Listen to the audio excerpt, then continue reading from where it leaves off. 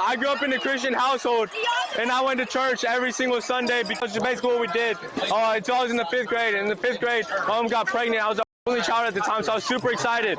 And basically my mom had a bunch of problems. I remember she was in and out of the hospital when I was in 5th grade, and I remember last time she was in the hospital. I remember waking up the next morning after she was born. My dad picked me up, and we are gonna go say hi to my mom, make sure she was good and everything.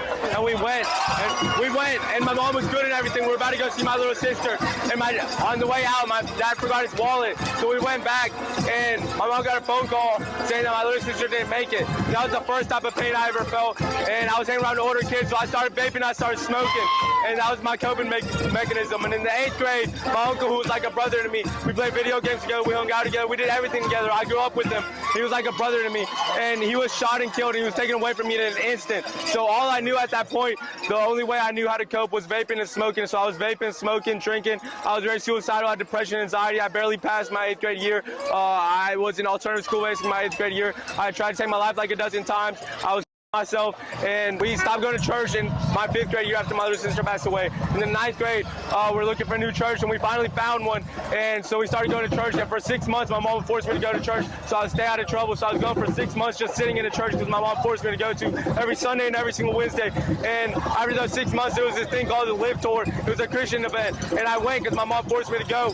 And the first night, I didn't hear a word the preacher said, but at the end of the night, we were all praying. He said, if you haven't given your life to Jesus Christ and you would like to do so now, raise your hand. In that moment, I felt something tell me to raise my hand, so I raised my hand obediently, and I gave my life to Jesus Christ. And I like to explain my whole life like a cup with a hole at the bottom. Like I would run through these things, and it will fill up, but it would drain out because there's a hole at the bottom. And the only thing that would fill up that hole was a relationship with Jesus Christ. He like taped up on my hole, and he would fill up my cup, and it would overflow, so I could go share it with others. And I just want to encourage y'all, if you don't have a relationship with Jesus Christ, like find me, talk to me before the night. And I pray that y'all wouldn't be able to sleep tonight without knowing what a relationship with Jesus Christ looks like, because it's the most amazing thing. Like that overwhelming peace and love that he gave me after I gave my life to Christ. I stopped vaping, smoking, drinking, like I stopped hanging around these bad people. I just want to encourage you, like dive in a relationship with him. If you have one, like go tell other people about him, because imagine he comes back tomorrow. I wouldn't want y'all to regret what y'all didn't do today.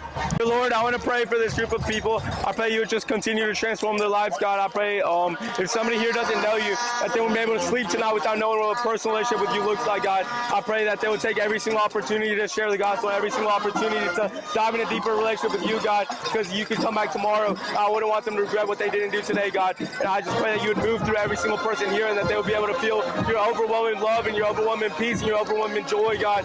And I'm so glad that you came and died for us. You went through all those lashes just for a relationship with us, and I pray that every single person here would know that. And it's in my name I pray. Amen.